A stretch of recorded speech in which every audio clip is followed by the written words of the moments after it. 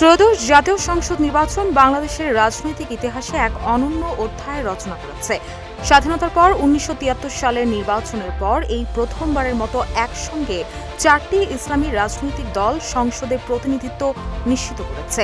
বাংলাদেশ জামায়াতে ইসলামীর পাশাপাশি বাংলাদেশ খেলাফত মজলিস এবং ইসলামী আন্দোলন বাংলাদেশের নির্বাচিত প্রার্থীরা এবার জাতীয় সংসদে বসতে যাচ্ছেন। দীর্ঘ ৫ দশকের বেশি সময় পর ধর্মভিত্তিক রাজনীতির এই বহুমাত্রিক উপস্থিতি দেশের নির্বাচনী সমীকরণে নতুন মাত্রা যোগ করেছে।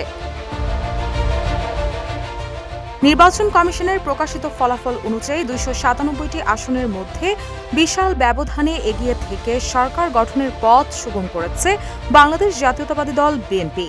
দলটি এককভাবে ২০৯টি আসনে জয় পেয়েছে। দ্বিতীয় সর্বোচ্চ ৬৮টি আসন পেয়েছে জামায়াতে ইসলামী। জাতীয় নাগরিক পার্টি জয়লাভ করেছে ৬টি আসনে।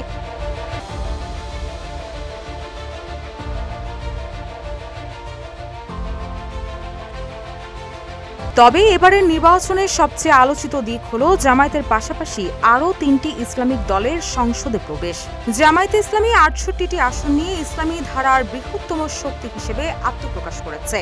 এর বাইরে বাংলাদেশ খেলাফত মজলিস ময়মনসিংহ ২ ও মাদারীপুর ১ এ ২টি আসনে জয়লাভ করেছে। একই জোটের শরিক খেলাফত মজলিস সিলেট ৫ আসনে জয় নিশ্চিত করে। অন্যদিকে ইসলামী আন্দোলন বাংলাদেশ বরগুনা ১ আসনে জয় পায়। সারা দেশে প্রায় সব আসনে প্রার্থী দিলেও দলটি মাত্র একটি আসনে জয়লাভ করেছে। তবুও দীর্ঘ সময় পর সংসদে তাদের প্রবেশকে তাৎপর্যপূর্ণ হিসেবেই দেখা হচ্ছে।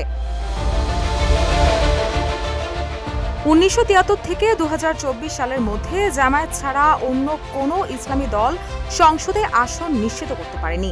এর আগে ২০০১ সালে ১৮টি এবং ২০০৮ সালে ২টি আসনে জয় পেয়েছিল জামায়াত ইসলামী, যা বিএনপির সঙ্গে জোটগত সমঝোতার ফল ছিল।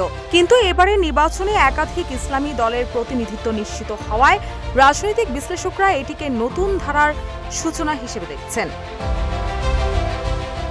রুশা সুর, নিউজ ডেস্ক, ইত্তেফাক।